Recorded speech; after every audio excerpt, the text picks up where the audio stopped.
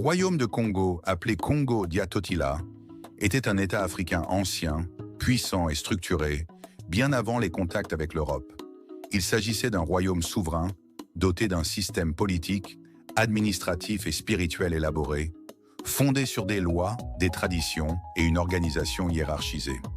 À la fin du XVe siècle, les premiers contacts entre le royaume de Congo, Diatotila et l'Europe s'établissent par la côte atlantique. Au cours des années 1480, le navigateur portugais Diogo Cao longe les rivages de la région. Ces voyages l'amènent à entendre parler d'un vaste royaume organisé, contrôlant une grande partie du commerce intérieur. Diogo Cao remonte alors le fleuve Congo, appelé Zadia Mwanza, qu'il identifie comme une voie d'accès majeure vers le cœur du royaume. En 1482, il se rend auprès du souverain du Congo, Tinuzinga Akuvu, dans la capitale Banza, Congo. À cette époque, le royaume de Congo Diatotila connaît une période de grande prospérité. Son économie repose sur la production agricole, notamment l'igname, ainsi que sur des échanges commerciaux étendus, incluant le cuivre, les houes et les armes, qui transitent par les régions de Bisiseke, chez les Bateke, jusqu'à l'intérieur de l'Angola. Le premier contact entre le Congo et les Portugais est décrit comme pacifique. Des échanges diplomatiques s'instaurent et certains dignitaires du royaume sont envoyés au Portugal. Grâce à l'appui des armes à feu portugaises, Tinuzinga Akuvu parvient à vaincre ses rivaux, notamment Bisiseke. En 1491, des missionnaires catholiques arrivent dans la région. Le 3 mai de la même année, Ziga Akuvu est baptisé. Il prend le nom chrétien de João Ier, imité par une partie de la famille royale et de l'entourage du pouvoir. À sa mort, les anciens du royaume choisissent l'un de ses enfants non chrétiens, Panzu Aziga, pour lui succéder. Cependant, son frère Vemba Aziga, baptisé Afonso Ier, le renverse en 1509. En 1591, le royaume s'étend davantage vers le sud et l'est, intégrant des territoires Bakongo, Loango, Kakongo et Goyo, ainsi que des régions Ambundu et d'Angola. Le royaume de Congo Diatotila devient alors un ensemble politique vaste, s'étendant sur les deux rives du fleuve Congo, du nord jusqu'à l'actuel Gabon, et du sud jusqu'au plateau Bateke et aux Zadi à Kwango. À cette occasion, le roi du Portugal offre au souverain du Congo des armes et une bannière d'argent ornée de la croix de Saint-André. Au cours des années 1870, les communautés de Katiopa situées sur la côte atlantique et le long des fleuves Zadi à Silongo et Zadi à Mwanza répondent de plus en plus aux demandes des pays occidentaux, désormais engagés dans un processus d'industrialisation rapide. Les échanges se réorientent alors vers la production et l'exportation d'huile de palme, d'ivoire, de caoutchouc, d'arachide et de café. Dans ce contexte, les chefs Bakongo, appelés Mitinu Mia Bakongo, ainsi que leurs factions politiques alliées, occupent des positions stratégiques le long des rivières navigables et des grandes routes commerciales terrestres. Afin de protéger leurs intérêts économiques, ils surveillent étroitement les déplacements des marchands européens à l'intérieur des terres. Ainsi, dès les années 1850, la compagnie britannique Hatton et Cookson, basée à Liverpool, obtient des accords lui permettant de remonter les fleuves et d'étendre ses activités commerciales. Cependant, cette période marque également le début de profondes transformations politiques et économiques, annonçant une nouvelle ère dans les relations entre Katiopa et l'Europe. Dans certaines régions côtières, l'autorité des chefs Bakongo s'exerçait jusqu'aux zones de l'arrière-pays, mais ne dépassait pas certains villages précis, situés à quelques kilomètres seulement du littoral. Pour garantir le respect de ces limites, des barrages étaient installés sur les routes commerciales. Ils étaient surveillés par des gardes armés, souvent munis de flèches empoisonnées, chargés de contrôler les passages.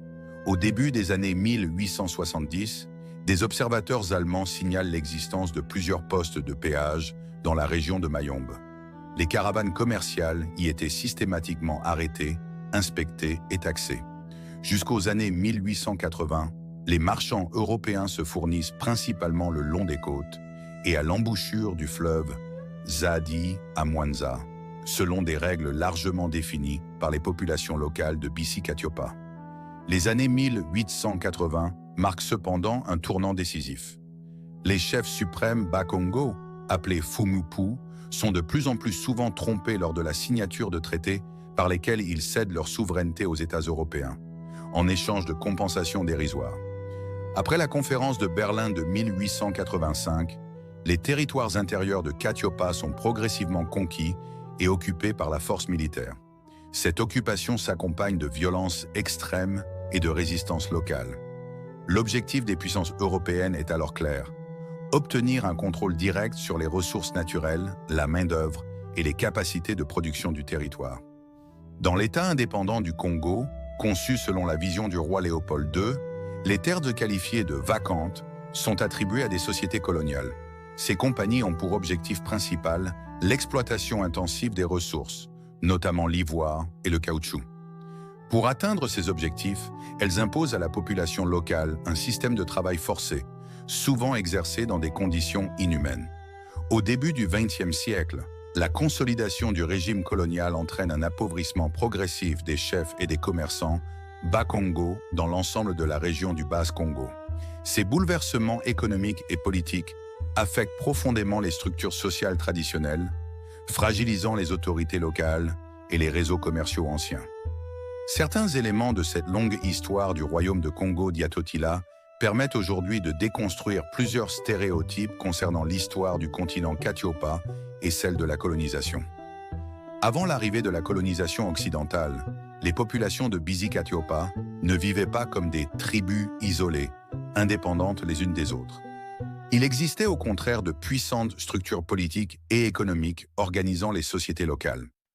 Lorsque Léopold II envoie des forces militaires dans les territoires du Congo, les États européens rencontrent des régions côtières qui possédaient déjà une longue histoire de relations avec l'Europe.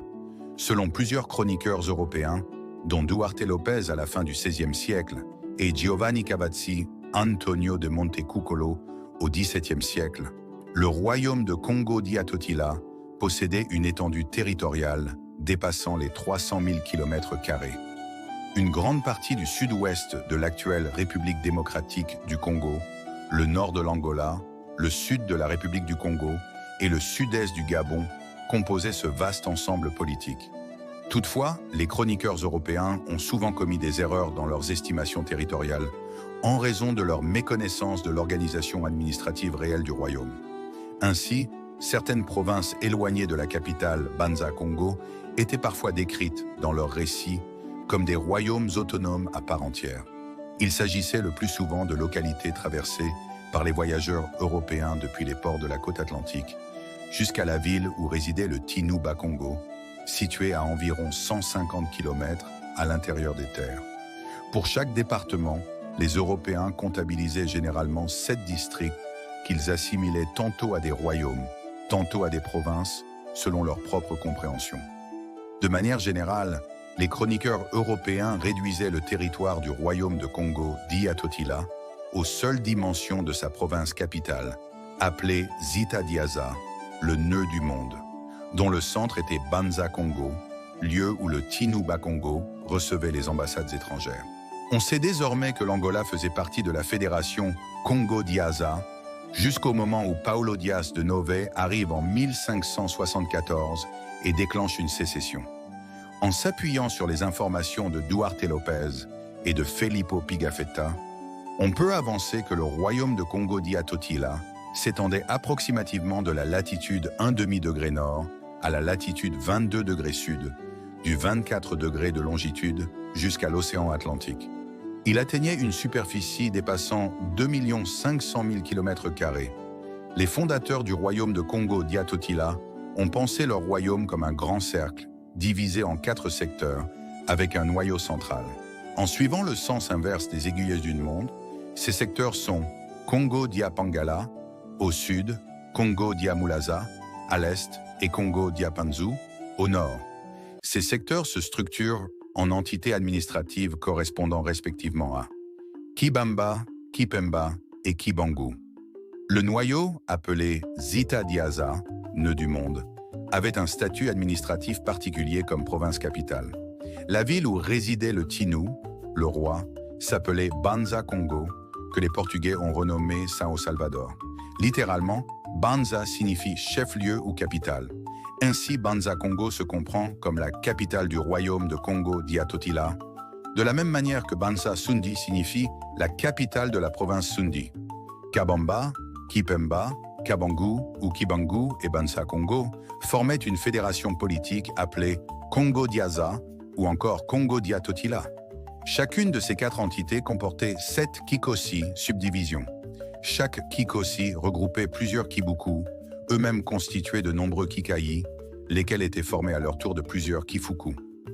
La capitale de Congo-Diapangala est Banza-Bamba, celle de Congo-Diamulaza est Banza-Pemba, et celle de Congo-Diapansu s'appelle Banza-Bangu.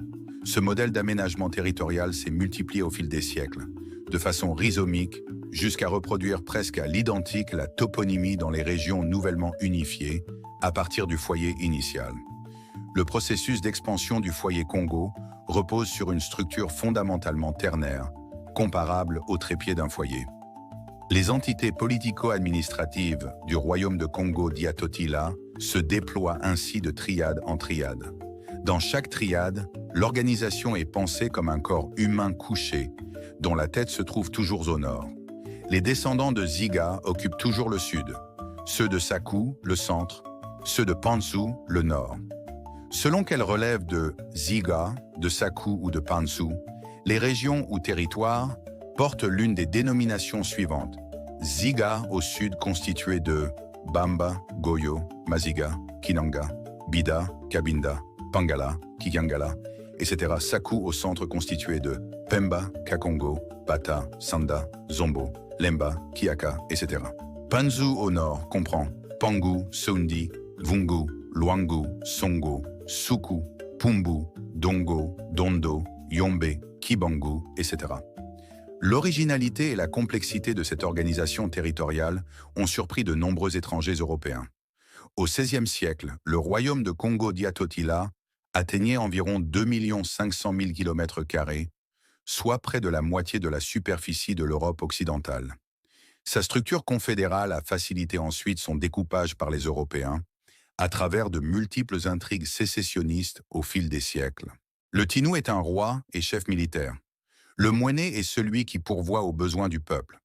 Le Fumupu renvoie à la notion de responsable, autant au plan administratif que social et spirituel.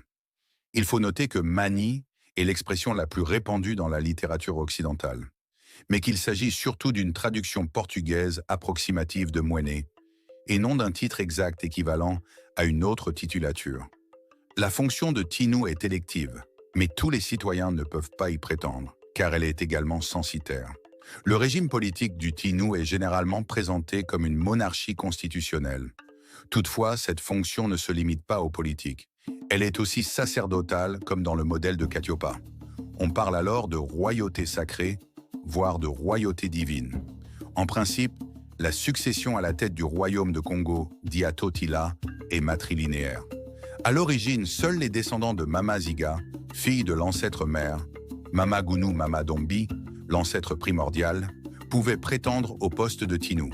Les descendants de Nimi Avita, Saku, avaient notamment pour rôle de veiller au respect de cette loi de succession.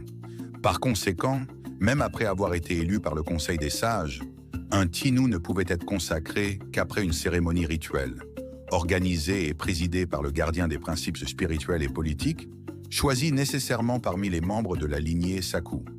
C'est ainsi que le premier Tinou Bakongo, attesté dans les annales, s'appelle Nimi Alukeni, c'est-à-dire Nimi, nom du père, fils de Lukeni, de sa mère Lukeni Loi Nanza. Nimi Alukeni porte aussi le nom de Lukeni Loi Ziga. Lukeni est le nom de sa mère, tandis que Ziga est celui de sa grand-mère paternelle, nom de l'ancêtre Mama Ziga, Lukeni Loi Nimi à Ziga, également lié au clan Ziga. Cela montre que les fonctions de reine-mère ou d'épouse royale sont centrales dans les sociétés matriarcales. Elles ne sont pas seulement honorifiques.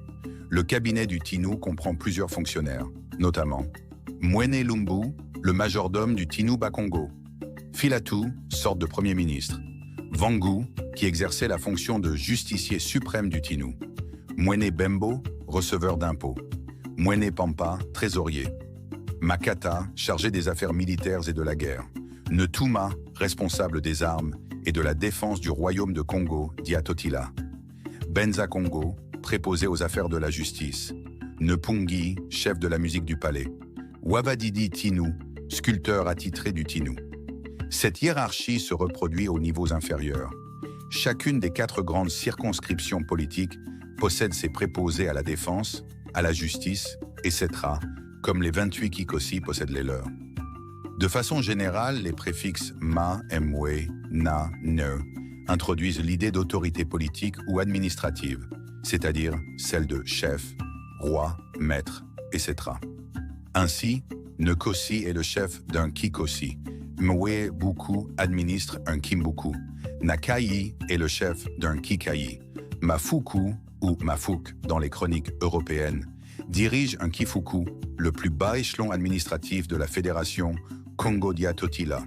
Par ailleurs, l'autorité exercée sur une entité politico-administrative est souvent désignée par le lieu lié à la fonction plutôt que par le patronyme. Ainsi, Makosi de Sundi peut être appelé Ma Sundi par ses administrés, comme Ma Bamba pour Bamba ou Ma Luangu pour Luangu. De même, l'autorité suprême Mwene ou Tinu Congo, appelée Mani Congo dans les chroniques européennes, est citée sans le nom propre. Par exemple, Vemba à Ziga. Dans de nombreuses régions de Katiopa centrale ou de l'Ouest, un calendrier fondé sur une semaine de 4 jours était en vigueur, 3 jours ouvrables et 1 jour consacré au marché. La semaine Congo, Lunji Congo, comporte 4 jours, Kandu, Konzo, Sona, Kenge. Le jour de Kenge est sacré et férié, en mémoire de Makenge Massa, équivalent du dimanche des chrétiens. Les jours, adaptés à la semaine romaine, sont Koyi, lundi, Bama, mardi, Tsaba, mercredi, Pika, jeudi, Bukonzo, vendredi, Mwari, samedi, Lumimgu, dimanche. En réalité, chez les Bakongo, ces jours correspondent aux marchés qui se tenaient régulièrement. Comparativement au calendrier romain, Lumimgu n'est qu'une adaptation phonétique. En dehors des marchés cités, Mantsakala, Bumungu, Kadi Kadi et Tsabadia Manko furent également de grands marchés. 1 mois équivaut à 7 semaines. Une année correspond à 13 mois plus un jour de fête à la fin. En plus du calendrier des marchés, il existe un calendrier agricole Congo comportant 5 saisons. Kintombo, octobre à décembre. Saison des premières pluies, celle des semeilles, Tombo. Elle est aussi appelée Masanza, nourriture. Kianza, janvier à février. Deuxième saison des pluies, période de la récolte du vin de palme. On l'appelle aussi Mwanga. Dolo, mars à mi-mai. Dernière saison des pluies, Siwu ou Kisiu, mi-mai à août. Première saison sèche, marquée par les vents froids. Bangala, mi-août à mi-octobre. Seconde saison sèche, caractérisée par de fortes chaleurs, notamment à partir de juillet. L'expression Mini-Mia Bangala signifie coup de soleil intense. Période des brûlis, Piazza. Avec l'arrivée du christianisme, le calendrier chrétien a progressivement pris la place de ce calendrier. La monnaie Congo. Les coquillages, appelés zibou, servaient de monnaie. Leur production provenait d'une pêcherie féminine de l'île de Luanda, dont le palais du Tinu Bakongo détenait l'exclusivité. Les zibous étaient triés au tamis afin de constituer des paniers de valeur. Funda correspond à 1000 unités des plus petites. Lukufu vaut 1000 mafunda, Ibondé vaut 1000 lukufu. Le cours de Funda était donc de 13 francs 33. Une pièce d'étoffe en raffia servait aussi de monnaie, au singulier lubomgo, libomgo, au pluriel bomgo, également appelé poussou. Au XVe siècle, les Portugais entrent en contact avec le royaume de Congo-Dia-Totila. Vers 1480, le navigateur Diogo Cao longe les côtes de Katiopa et établit les premiers échanges avec les autorités du royaume. En 1482, il remonte le fleuve Zadi jusqu'à Banza-Congo, la capitale, et rencontre le Tinu Ziga-Kuvu. À cette époque, le royaume était prospère grâce à l'agriculture, au commerce et à l'exploitation de ressources comme le cuivre et le fer. Les premiers contacts avec les Portugais furent pacifiques, donnant lieu à des échanges diplomatiques. Cependant, des missionnaires catholiques arrivèrent rapidement, accompagnant ces relations. Le 3 mai 1491, Tinu Ziga-Kuvu fut baptisé sous le nom de Juan Ier, marquant l'entrée officielle du christianisme dans le royaume. À sa mort, son fils Siga Bemba lui succéda et prit le nom d'Afonso Ier, devenant ainsi le Tinu Bakongo de Loango, de Kakongo et de Goyo, sur et sous Zadia Mwanza, des Ambundo et d'Angola, d'Ankisima, de Musumu, de Matamba, de Mulili, de Musuku et de Biziseke, de la conquête de Pangou à Lumbu. Il développa des relations étroites avec le Portugal, mais ces relations allaient progressivement déséquilibrer le royaume. Ce vaste territoire formait un ensemble politique structuré, mais déjà soumis à des influences extérieures croissantes. Tinu Ziga Bemba voyait dans le christianisme un moyen de moderniser son royaume. Il encouragea les baptêmes, développa l'éducation et fit venir des missionnaires, notamment des jésuites, qui ouvrirent une école pouvant accueillir environ 600 élèves. Il envoya également son fils Kinuvemba, Dodiki, Dom Henrique, étudier au Portugal. Ce dernier devint plus tard le premier évêque d'origine africaine reconnu dans l'histoire de l'Église catholique moderne, sous le nom de Dom Henrique. Pendant ce temps, Baza Congo fut reconstruite en pierre par les Portugais et renommée São Salvador. Mais cette période marque aussi le début d'un déclin. Des commerçants portugais commencèrent à traiter directement avec les vassaux du Tinu Bakongo, affaiblissant ainsi le pouvoir central. Les relations entre les deux royaumes se détériorèrent fortement. Après sa mort en 1543, le royaume de Congo dit à Totila entra dans une phase d'affaiblissement, devenant vulnérable aux attaques extérieures. En 1568, les Yaka envahirent le royaume et détruisirent Banza Congo. Tinu Nimi Lukeni Luavemba, do Luvualu, Alvaro Ier, demanda alors l'aide du Portugal, qui rétablit le royaume en 1571, mais au prix d'une domination portugaise accrue. Le 29 octobre 1665, lors de la bataille de Bouila, l'armée du Congo dirigée par Tinu Ziga Akanga, do Petelo, Dom Pedro II, subit une lourde défaite. Certains Bakongo, notamment des chrétiens, s'étaient alliés aux Portugais. Après la victoire, les Portugais décapitèrent le roi et sa tête fut envoyée à Luanda comme trophée. Après ces événements, le royaume de Congo dit à Totila continua d'exister, mais comme un État affaibli pendant près de 2 siècles. Des mouvements de résistance émergèrent, notamment celui de Fumu Kento, la reine, Mama Ziga, qui combattit la domination portugaise entre 1626 et 1648. Certains mouvements prirent aussi une dimension spirituelle, comme celui de la prophétesse Kimpavita. Selon les récits européens, elle aurait appelé à l'unification et à la libération du peuple Bakongo. Cependant, elle fut condamnée au bûcher en 1706 par Tinu Pedro IV, sous l'influence des missionnaires portugais. Entre 1884 et 1885, la conférence de Berlin entraîna le partage du continent de Catiopa entre les puissances européennes. Le Portugal revendiqua certains territoires du Congo dia Totila sur la base d'anciens traités. Le roi Léopold II de Belgique obtint un immense territoire qui devint l'État indépendant du Congo. Une partie du territoire, au nord-ouest, fut attribuée à la France, Congo-Foi. En 1914, après une révolte, le Portugal supprima le titre de Tinu Bakongo, qui ne fut rétabli qu'en 1915. En 1962, après la mort de Tinu Afonso Mansala, Tinu Kento Mama Isabel Maria da Gama assura la régence jusqu'en 1975. Après environ 25 ans d'interruption, les autorités traditionnelles furent restaurées et Afonso Mendes fut désigné comme successeur du Tinu Bakongo. La spiritualité Congo considère l'univers comme étant composé de plusieurs dimensions. Le monde matériel et le monde spirituel sont 2 réalités distinctes, mais ils se croisent en certains points de l'existence. Les êtres humains évoluent dans différents niveaux, certains plus élevés que d'autres.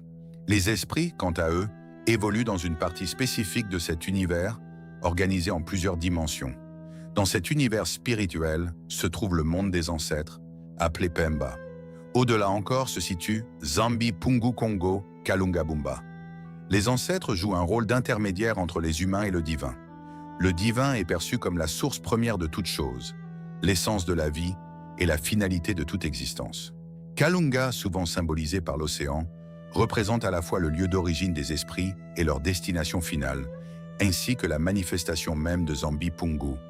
Il est aussi considéré comme la mère primordiale d'où toute création est issue, une force auto-engendrée appelée Ka, principe vital qui régit l'univers, Lunga accomplir, concrétiser et régner.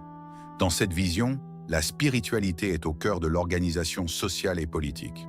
Zambi Congo est revu comme la manifestation de cette rencontre entre le monde spirituel Kalunga et le monde humain, incarnant une présence divine sous forme humaine associée à la dimension de Kimaungu. La société Bakongo est organisée selon une filiation matrilinéaire. Elle est structurée autour de 12 clans, appelés Kanda en Kikongo. On retrouve cette organisation dans plusieurs peuples de Katiopa, notamment chez les Sérères, les Wolofs, ainsi que dans les lignées issues de Mamaziga, Mamagunu, Mamadombe. À l'époque du royaume de Congo d'Iatotila, les Bakongo cultivaient le manioc, la banane, le maïs, la patate douce, l'arachide, les fèves et le taro. Les principales ressources économiques comprenaient également le café, le cacao, la banane et l'huile de palme. La pêche et la chasse étaient en ligne pratiquées dans certaines régions, mais une grande partie des Bakongo vivaient et travaillaient en milieu urbain, notamment à Banza-Congo. Chez les Bakongo, un clan est une communauté de familles ayant un ancêtre commun lointain. Dans les sociétés de Katiopa, comme ailleurs en Afrique subsaharienne, le clan joue un rôle central dans l'organisation sociale. C'est à travers lui que l'individu se définit, trouve sa place et s'intègre dans la communauté. Avant le XIIIe siècle, il existait 3 grands clans fondamentaux chez les Bakongo, le clan Saku, le clan Panzu et le clan Ziga. Selon la tradition, ces 3 clans proviennent des 3 enfants de Mamagunu, Lukeni, Loi, Nimi, Aziga. Mama Lukeni, Loi, Nimi, Aziga. Mamagunu était une femme reconnue pour sa beauté et son influence. Elle portait plusieurs noms, parmi lesquels Vugi, Kizegela, Kega, Laou, Tandé, Mungoyo. Elle est aussi connue sous le nom de Ziga ou Maziga, considérée comme la grand-mère originelle, Kaka Kisina, de tous les Bakongo. Mama Ziga était la fille de Kuvu et l'épouse de Nimi Congo. Ziga à Kuvu ne doit pas être confondu avec le Tinu Bakongo de l'époque de Diogo Kao. Avant la naissance de la fille cadette, Mama Lukeni Loi Nimi a Ziga eu 2 enfants. Nimi Avita, aussi appelé Saku, ancêtre du clan Saku, Nimi Apanzu, ancêtre du clan Panzu. Ainsi, les 3 enfants de Mama Lukeni, Loi Nimi à Ziga Mamagunu, constituent les fondements du peuple Bakongo. Ces 3 lignées sont appelées les Makuku Matatu Malambe Congo, c'est-à-dire les 3 piliers du royaume. Congo Diapa, le nouveau Congo, Congo Diatuku, le Congo originel, et Congo Diatotila. Les clans ne sont pas de simples regroupements familiaux, ils jouent un rôle fondamental dans l'organisation de la société. Selon la tradition Congo, ces clans tirent leur origine des enfants de Tatanimi Congo et Mamagunu. Leur importance explique leur influence dans les décisions politiques et sociales, notamment en raison du système matrilinéaire. Le clan Saku occupait une position essentielle dans le domaine spirituel. Il était responsable de la justice spirituelle et fournissait les Ganga Kizambi Kia Congo. Parmi eux se trouvait Saku Nevunda, considéré comme la 2e autorité du royaume de Congo d'Iatotila après le Tinu Bakongo. Dans leur territoire, les membres du clan Saku nommaient eux-mêmes leurs dirigeants, contrairement à d'autres régions où cette fonction revenait au Tinu Bakongo. Ils dirigeaient toutes les activités spirituelles et occupaient une place de premier plan aux côtés du Tinu. Il organisait également les funérailles des rois et supervisait l'élection de leurs successeurs. Selon certaines traditions, l'épouse du Tinu Bakongo appartenait souvent au clan Saku, renforçant ainsi les liens entre pouvoir spirituel et pouvoir politique. Un homme issu du clan Saku ne pouvait pas accéder au trône, car sa fonction relevait du domaine spirituel. Dans la mémoire Congo, le clan Saku est reconnu comme le guide spirituel du peuple. Les descendants du clan Saku, Saku, Kisaku, Lemba, Mwanda, Lunda, Kalunda, Kilunda, Kizambi, Dembo, Digui, Madigwo, Badia Digui, Bauta, Kimbuta, Kihunda, Kivunda, Kimbunda, Mavunda, Punda, Bata, Kimbata, Kota, Kikota, Kahita, Moukukolo, Kolonkolo, Kokolo, Kala, Kikala, Moukala, Milimina, Kabemba, Bemba, Pemba, Kimpemba, Vemba, Kimvemba, Lawu, Mankonkou, Konkou, Gola, Songo, Tsongo, Mitsongo, Kimanga, Bika, Kimbika, Kimvika, Kiuvu, Mabika, Sengele, Kinsengele, Kiuvu, Kinsumbu, Kalemba, Vika, Matsakula, Kibuila, Kimbuila, Buila, Pila, Kimpila, Kiguidi, Kiguila, Kividi, Kiyidi, Mayidi, Neyidi, Guidi, Guiri, Zidi, Sivuila, Kuimba, Kikuimba, Kikuti, Lukuti, Sanguila, Lunsangui, Matsanga, Musengua, Sengua, Sangua, Sangui, Guimbi, Kinguimbi, Yiimbu, Nadigua, Kiidigua, Mavandu, Panda, Moema, Guando, Masaka, Masaki, Kamba, Kikamba, Lemfo, Kilemfo, Gwemba, Kigemba, Kiyembo, Yongo, Kiyongo, Zongo, Kizongo, Vuzi, Kivuzi, Kinsembo, Masembo, Sembo, Musemo, Kinfuti, Futi Avemba, Makaba, Simba, Simbi, Simbu, Soungo, Songi, Kisongwi, Tumba, Kitumba, Moka, Kiowa, Kikioa, Tamba, Kimayalasa, Kimiala, Miala, Kuvu, Bakala, Kibakala, Kiyaka. Le clan Panzou regroupait les artisans et les spécialistes de la métallurgie. Ses membres avaient également pour responsabilité de diriger les hommes en temps de guerre. Grâce à leur maîtrise du travail des métaux, ils occupaient une place importante dans l'histoire du peuple Bakongo et ont parfois revendiqué le pouvoir royal. La forge était considérée comme un art sacré et royal, central dans la vie économique et politique. Elle permettait aux agriculteurs de disposer d'outils, aux guerriers de posséder des armes. Le fer, essentiel à la fabrication des armes, et le cuivre, métal précieux, jouaient un rôle clé. Dans la tradition Congo, le clan Panzou est vu comme le dépositaire du savoir technique et scientifique. Les descendants du clan Panzou, Panzou, Kimpanzou, Lamba, Tadi, Kilamba, Kalamba, Lufu, Luvu, Dondo, Dundu, Monwani, Keza, Moteke, Kwanza, Mwanza, Kimwanza, Gwanzi, Bangu, Kibangu, Kabangu, Kwango, Kikwango, Luango, Kiluango, Chiluango, Pango, Kimpango, Vangui, Mwango, Kihungo, Hungo, Vungo, Kimbungo, Bungo, Gungu, Mangungo, Mahungo, Mavungo, Futila, Kimfutila, Damba, Kidamba, Lamba, Bau, Kimbauka, Bauka, Saundi, Kisundi, Kisula, Kisulo, Musundi, Fumina, Kifuma, Vonga, Lovongo, Bongo, Kimbongo, Kinwani, Matana, Koa, Nyoka, Vakula, Pako, Kimpaku, Voma, Kihombi, Kilombi, Goma, Kigoma, Gombe, Kigombe, Lombo, Kilombo, Kumba, Kumba, Kikumba, Kumbu, Fulama, Kimfulama, Vemba, Bembe, Be, Kimbembe, Bimbi, Kimbimbi, Wumba, Wumbu, Bumbu, Kibumbu, Lubangu, Kimbundi, Kibuma, Buma, Pumbu, Gumbi, Gumbu, Mukuzou, Kinkuzou, Kozo, Vola, Pondi, Kimpudi, Polo, Lumbu, Kilumbu, Malumbu, Pombo, Pumba, Mumba, Kimumba, Dombe, Lulombe, Bumba, Dumbu, Vudi, Guolo, Guola, Dambagolo, Paka, Pakasa, Kimbaku, Kimpaka, Mabaka, Vona, Poni, Boma, Fukana, Mavuku, Puku, Vonda, Kimpondo, Gwonda, Gwondi, Longwo, Dogo, Kindogo, Samba, Pusamba, Kisamba, Samba, Sekezila, Lumba, Malumba, Mulumba,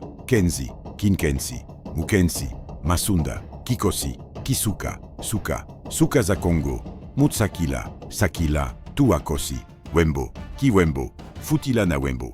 Le clan Ziga était chargé de fournir les Mitinumia Bakongo, c'est-à-dire les souverains. Ses membres occupaient la majorité des fonctions administratives et politiques du royaume. Chez les Bakongo, aucun poste n'était transmis automatiquement par héritage.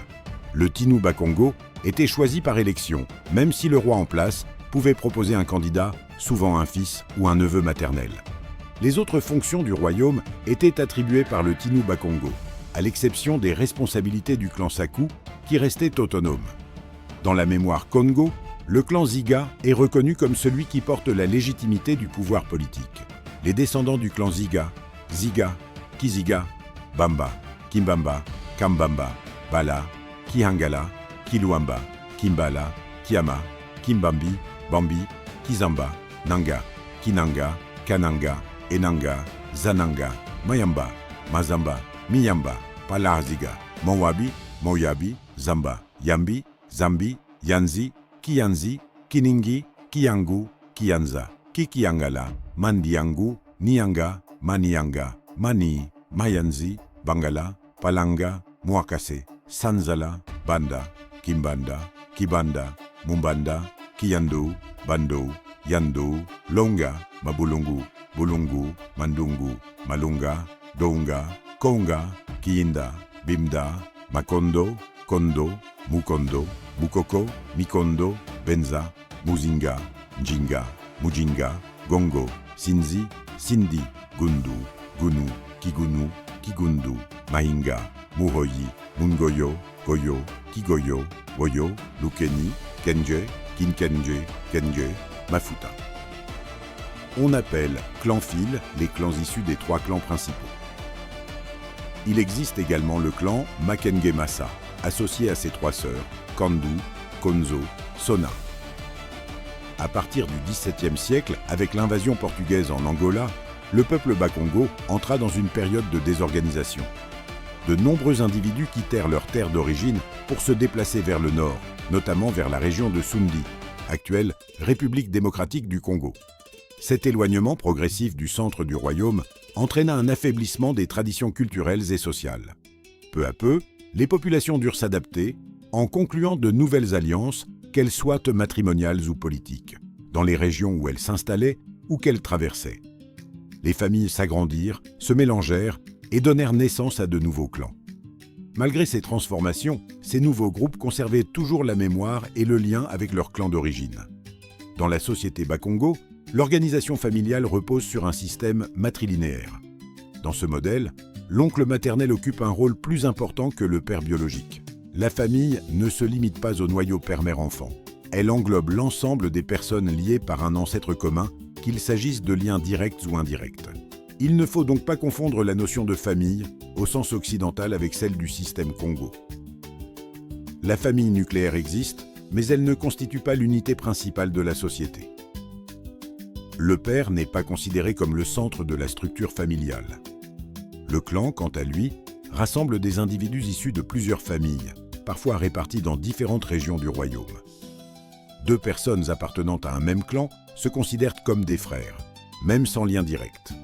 De même, un homme et une femme issus du même clan ne peuvent pas se marier, car ils sont considérés comme appartenant à une même lignée. La société Congo est structurée en plusieurs niveaux. Le peuple Bakongo s'organise autour de 3 grands piliers appelés Makuku Matatu, Panzu, Saku, Ziga. De ces 3 piliers sont issus les 12 clans principaux. Chaque pilier regroupe lui-même plusieurs clans.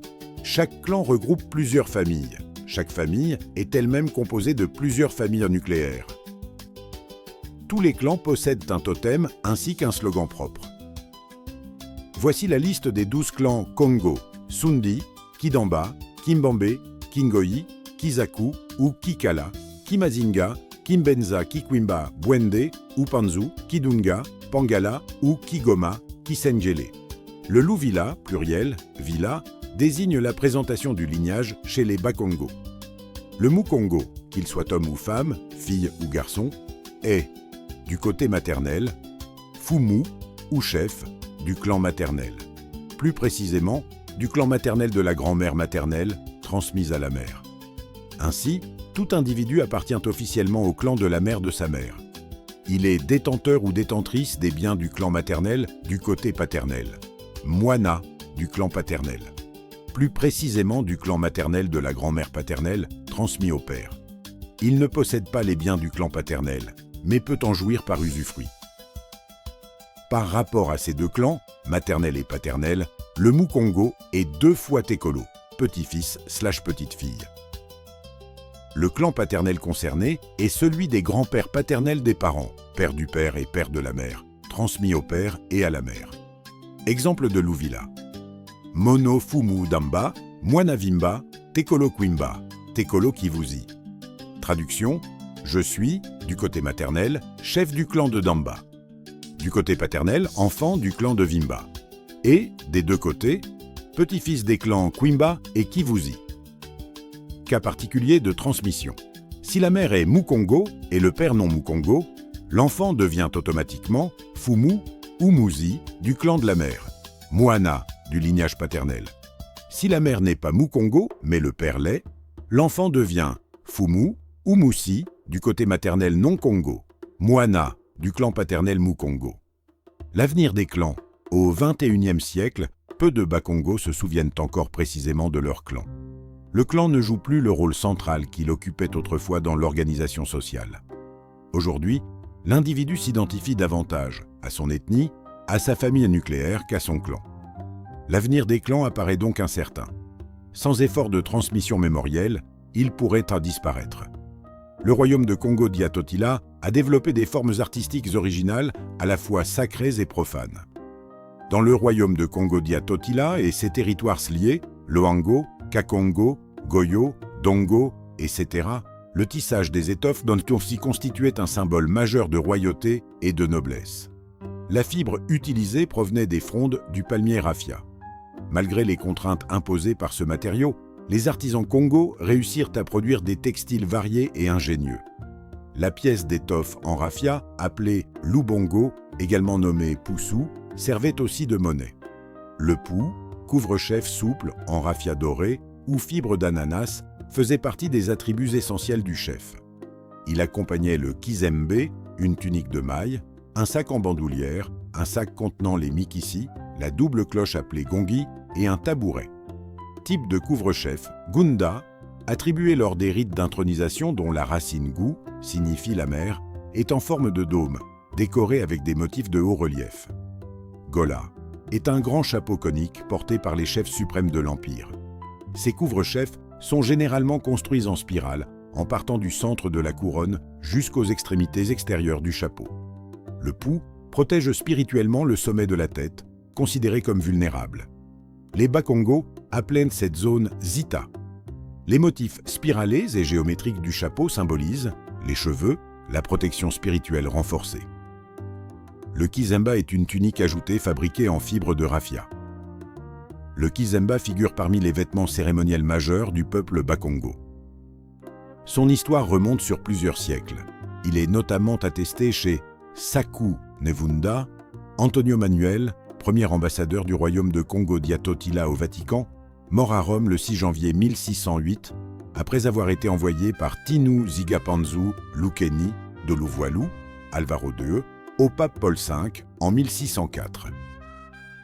Un buste commémoratif en marbre noir le représente vêtu d'un kizemba. Ce monument se trouve dans la Sala dei Corazzieri au palais du Quirinal à Rome.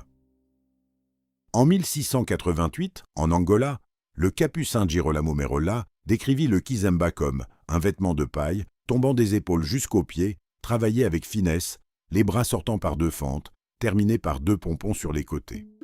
Les instruments de musique bakongo sont nombreux et variés, mais restent peu connus hors de leur ère culturelle. Selon leur classification organologique, on distingue instruments de percussion, membranophone. Ce sont des instruments dont le son provient de la vibration d'une membrane. Elle peut être frappée en se servant des mains. Goma. Le terme goma désigne tous les tambours. Un grand goma peut atteindre 1 mètre de hauteur 30 à 40 cm de diamètre. Les gomas sont sculptés dans de longs troncs d'arbres évidés puis écorcés. L'essence de bois la plus utilisée pour leur fabrication est le sengwa. Leur forme est généralement cylindrique, parfois légèrement conique. La membrane est confectionnée avec la peau de vache, de mouton ou d'antilope, fixée à l'aide de clous de matériaux variés. Pour l'accordage, on chauffe la membrane afin de tendre la peau. Le tambourinaire peut orner ses poignets de grelots, sans scie, pour enrichir la rythmique. Le goma se joue principalement à main nue, mais peut aussi être frappé avec une baguette sur le flanc du fût. Les tambours sont le plus souvent joués debout.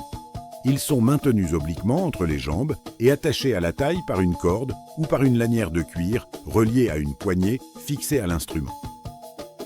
Le dandayombe, ou vili, possède la particularité d'avoir les deux extrémités recouvertes de peau. Cependant, une seule face est utilisée pour battre la mesure. Le cuir de la seconde face est tendu à l'aide de lanières en peau de mouton ou d'antilope. Instruments à vent, aérophones. Les aérophones sont des instruments dont le son est produit par la vibration d'une colonne d'air insufflée par le musicien ou mise en mouvement mécaniquement. Chez les Bakongo, on distingue principalement tiba, les sifflets, servant de communication chez Bakongo. Bien davantage qu'à la seule musique. Pungi sont les trompes ordinaires. Leur son est produit par la vibration des lèvres du musicien dans une embouchure latérale. C'est un instrument noble, attaché à la cour du Tinu Bakongo ou du Fumupu. Les trompes sont appréciées autant pour leur qualité musicale que pour leur fonction de messagerie. Elles peuvent être fabriquées à partir des cornes de buffle, d'antilope ou de défense d'éléphant. Les trompes royales sont appelées pungi ou kitanda. Ce sont des cornes traversières. Taillées dans des défenses entières d'éléphants, elles constituaient des symboles de puissance et d'appartenance à la caste des Mintinu. Elles apparaissaient dans les orchestres royaux. Ces trompes étaient nettement plus grandes que celles utilisées pour la chasse. Pour accentuer leur majesté, leur extrémité pouvait être décorée de peau de serpent ou de panthère, elles pouvaient être prolongées par une pièce de bois recouverte de peau animale. Aujourd'hui, le mot pungi désigne toute trompe de façon générale. Mais à l'époque du royaume de Congo Diatotila, ce terme désignait spécifiquement les trompes d'ivoire réservées aux Mintinu. L'instrument perdit progressivement son prestige au XVIIIe siècle avec la chute des Mintinu Mia Bakongo. Instruments à cordes, cordophones, le son de ces instruments est produit par la vibration d'une ou plusieurs cordes. Cette vibration est amplifiée par la table d'harmonie. Chez les Bakongo, il existe deux catégories de cordophones. Les instruments à cordes frottées, dont le son est produit par l'action d'un archet sur les cordes. Celui-ci adhère et relâche rapidement les cordes, provoquant leur vibration. Ces instruments comportent généralement une ou deux cordes. Les instruments à cordes pincées, le son est produit par le pincement puis le relâchement des cordes. Le musicien utilise son doigt ou un médiator, plectre, qui peut être une petite branche ou une fibre de liane séchée. L'unique exemplaire de cette famille est présent chez Bakongo. Il s'agit du pluriarque, sambi, tsambi, luzinga et setra. Cette sorte de guitare possède 5 arcs dont la concavité sert à l'accordage. Les idiophones. Ils regroupent les instruments qui produisent un son par leur propre matière sans membrane, corde ou colonne d'air. Ils constituent la famille la plus représentée chez les Bakongo. Ils se divisent en deux groupes, les idiophones par frappement et aussi par entrechoc, pour la cloche à battant interne, et les autres idiophones, agitation, raclement, pincement, etc. Les cloches métalliques, longa, chikongo-chiungu, gunga, gongi, etc. peuvent être simples ou doubles. Lorsqu'elles sont doubles, les deux cônes sont fixés sur un même manche. Elles sont fabriquées en métal avec un manche en fer. Celui-ci peut être renforcé par du jonc ou des lianes. Certaines possèdent un battant interne, d'autres non. Sans battant, elles sont frappées avec une baguette de bois parfois terminée de caoutchouc. Symbolique et usage des cloches, la cloche double symbolise l'autorité du chef. Elle sert à annoncer les guerres, les enterrements, la mort d'un dirigeant et les décisions de justice. Elle peut aussi rythmer la danse. Certains danseurs portent des cloches aux pieds et autour de la taille. Les cloches métalliques sont parmi les instruments les plus anciens du peuple Bakongo. Elles accompagnaient presque systématiquement les danses. Les cloches en bois, deux types existent. La cloche kunda, taillée dans un seul bloc de bois, elle présente une forme de sablier. Chacune de ces deux moitiés contient 2 à 4 battants de bois. Elle fait partie de l'attirail du Ganga Kisi, l'alchimiste, ou Gangabuka, le guérisseur. La cloche d'hibou, sa forme évoque le fruit du palmier borassus. Elle possède 1 à 2 battants internes. Elle est souvent fixée au poitrail ou au cou des chiens Bakongo. Chez les Bakongo, elle servait à localiser les chiens incapables d'aboyer et à effrayer le gibier durant la chasse. La version utilisée par Ganga Kisi ou Gangabuka est plus grande et richement décorée. Poignées sculptées, figures géométriques gravées sur le bois. Le tambour à fente, il est sculpté dans un rondin de bois évidé. Une fente mince sert d'ouverture de résonance. Cette fente est généralement formée de 2 carrés ou de 2 rectangles reliés par une rainure étroite. Le musicien frappe chaque extrémité avec une baguette en bois garnie de caoutchouc, produisant deux sons distincts. Le tambour à fente sert à la communication. Ces deux sons reproduisent les tonalités de la langue parlée des Bakongo. Variante anthropomorphe, une autre forme existe. Le tambour à fente à tête anthropomorphe, konko ou koko en vili, également appelé konko gombo chez le peuple Bata, utilisé dans le culte secret de Gombo. Ses dimensions moyennes sont 30 cm de longueur, 9 cm de diamètre. Il est taillé dans un bloc de bois comme le lokolé. Sa poignée est sculptée en forme humaine. Usage rituel. Seuls Gangakizi ou Gangabuka peuvent utiliser ce tambour dans le cadre de rituels secrets afin d'appeler et de communiquer avec les esprits guérisseurs ancestraux.